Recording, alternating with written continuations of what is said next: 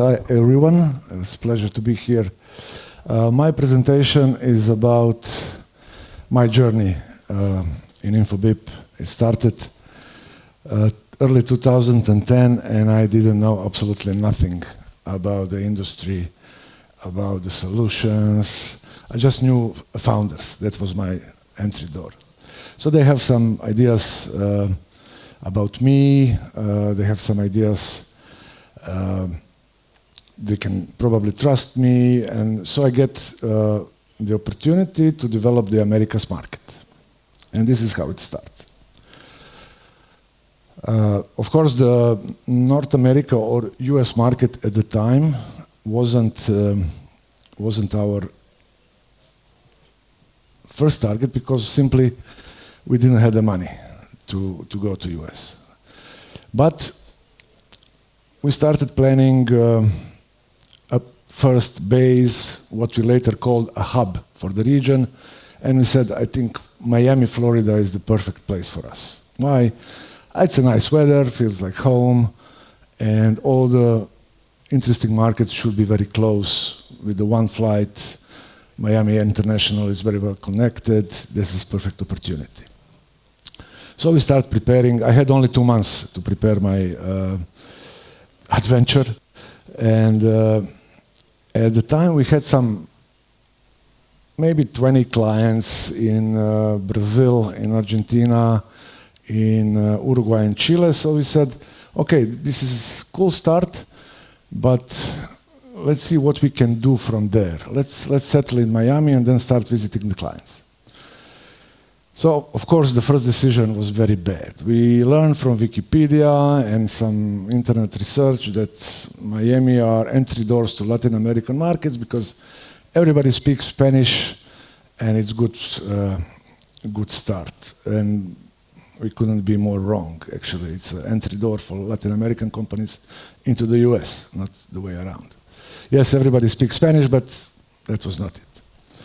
So after 3 weeks, we packed our suitcases and decided to tour the south of Latin America, to visit the clients, to check out with the competitors. And we spent 3 weeks traveling through Sao Paulo, Buenos Aires, Montevideo, and Santiago. And after these 3 weeks, whole day events, long meetings, late meetings, party with new clients, old clients, we choose Buenos Aires as a first hub.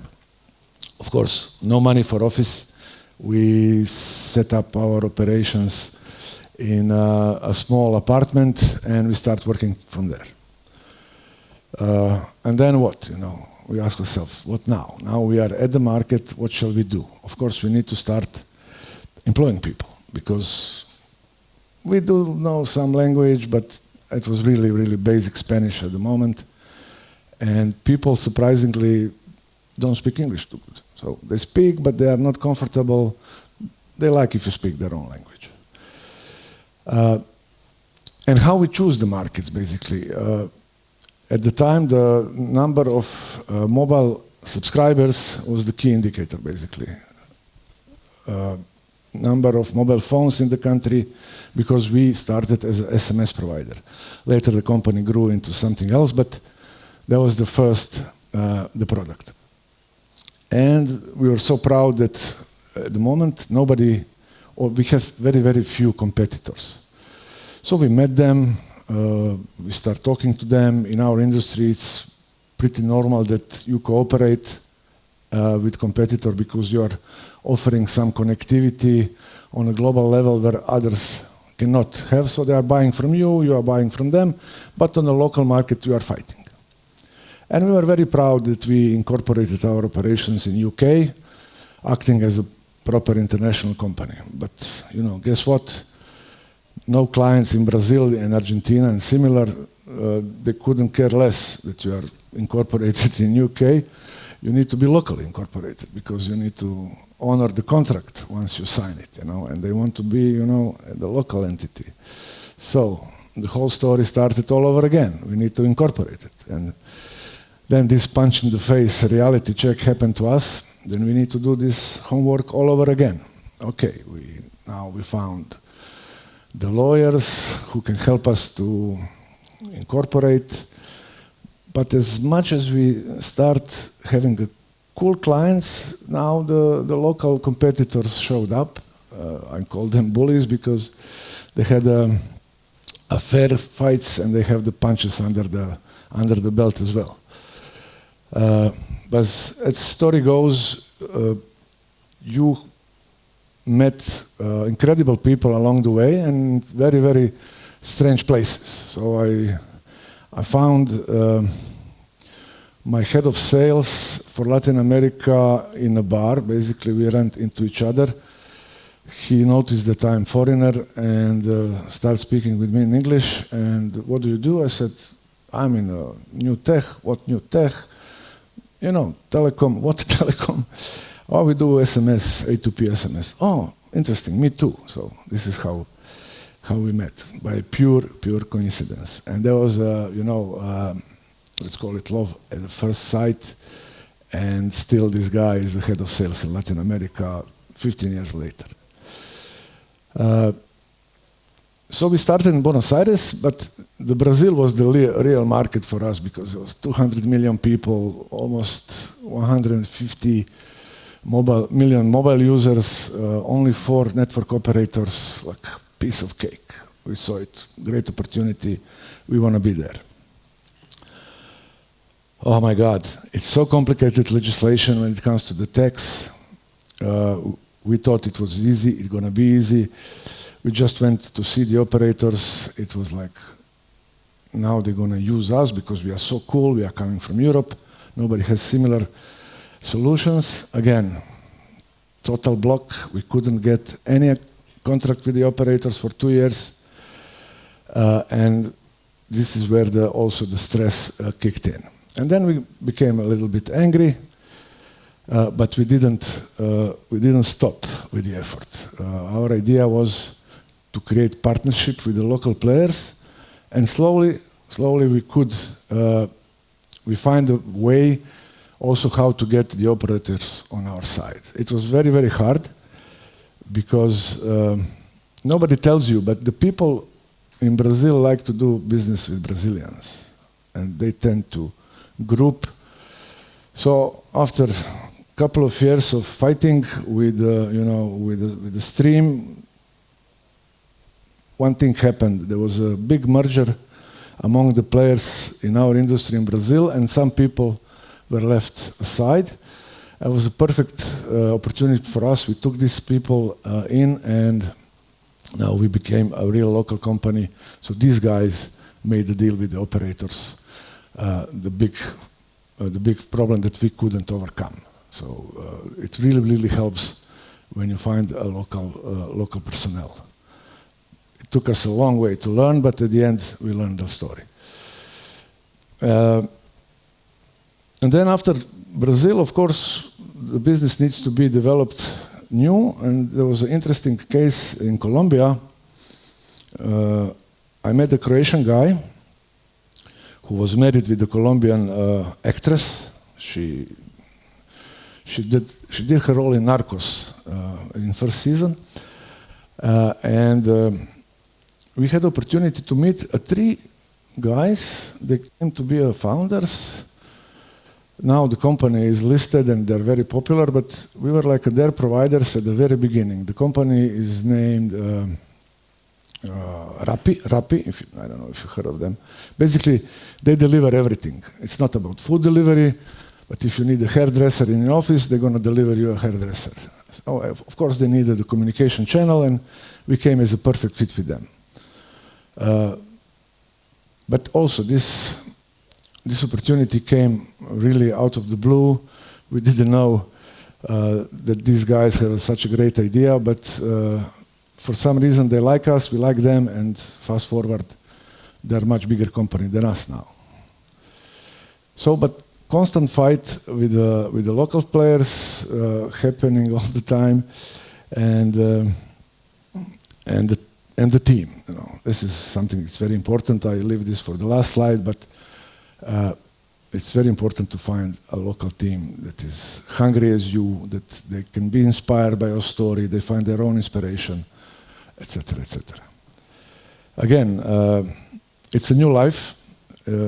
I was moved from a little city in Croatia to a big city in Latin America and lived in a couple of them.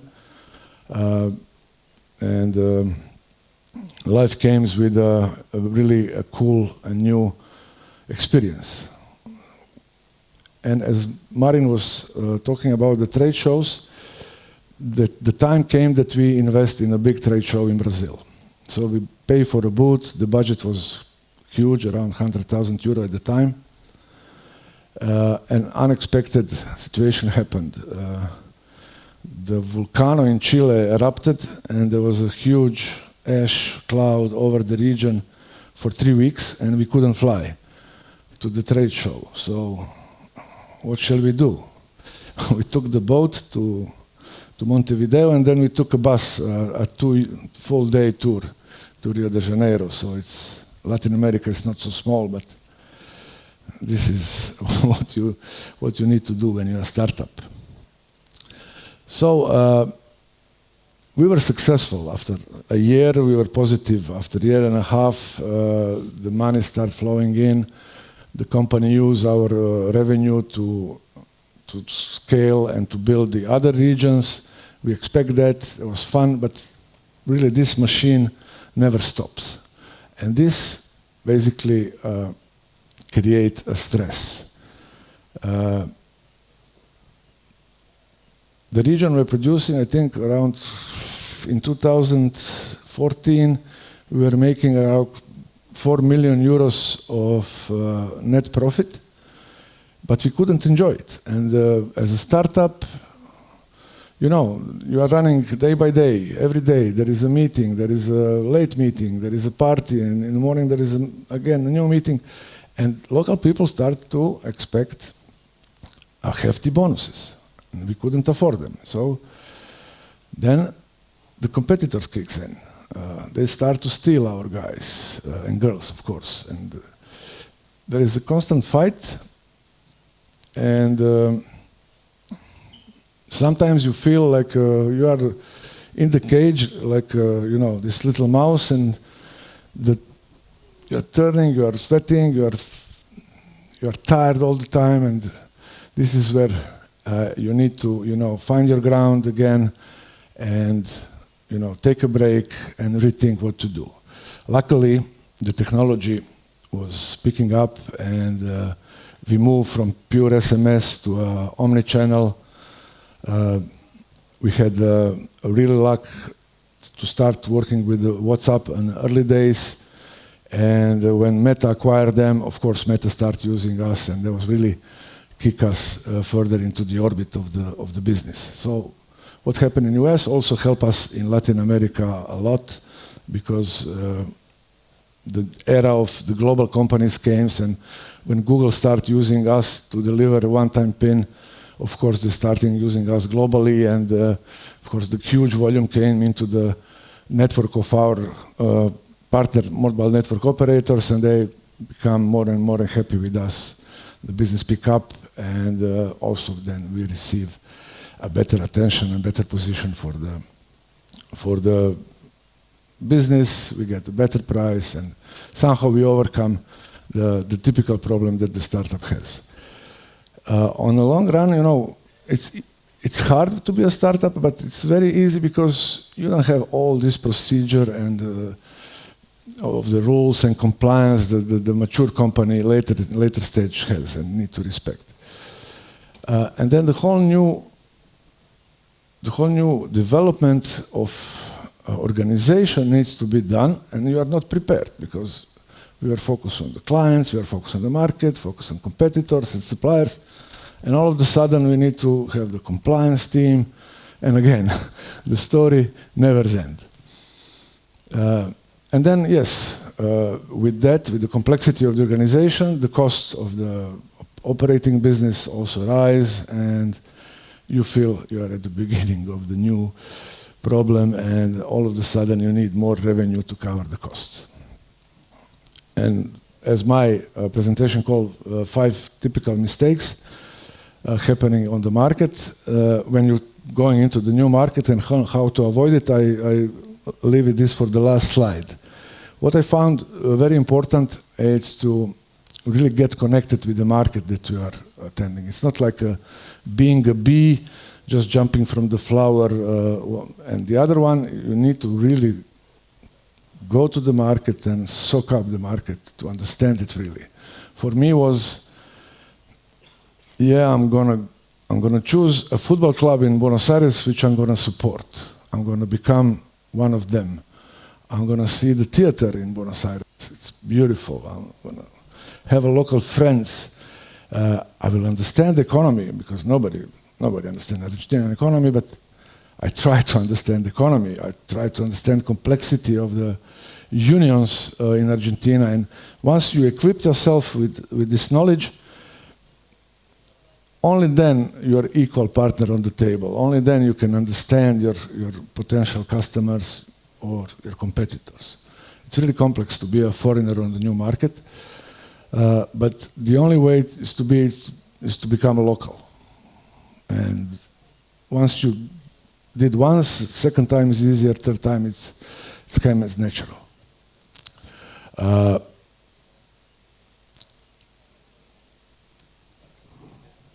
Meditate means do not, keep your values. It's very important that you keep your values that you are brought in. It's not just a phrase, it's something that will help you making good decisions.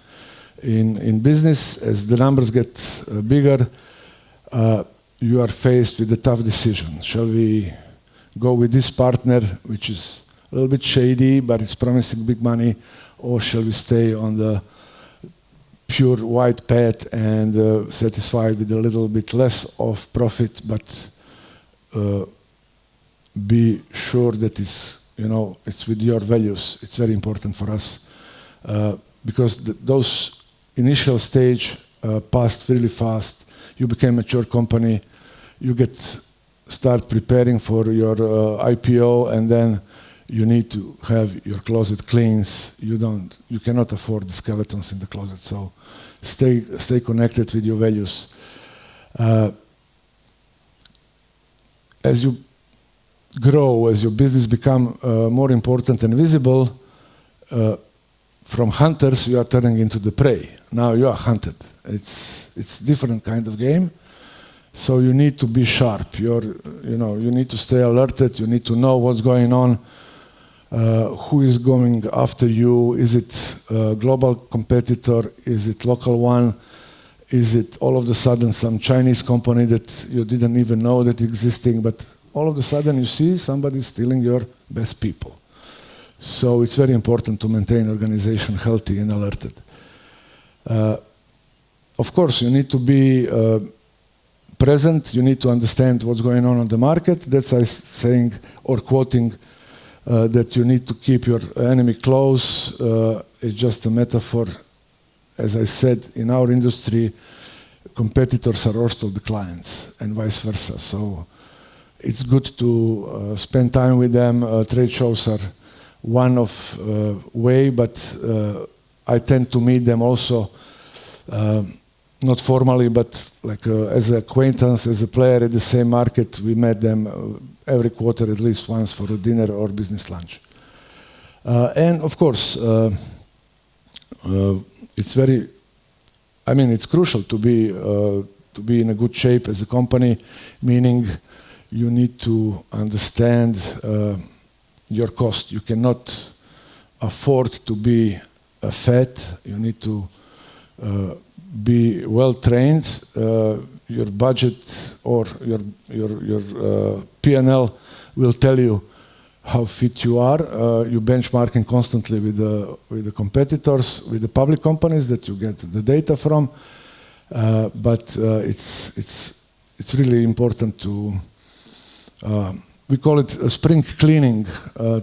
Every spring we set for a couple of days and we see where we are fat, and then we start to train this muscle to be fit again. So in short, this is my presentation. If you have more questions, feel free to meet me over there. Thank you very much. Boris, thank you very much. Thank you.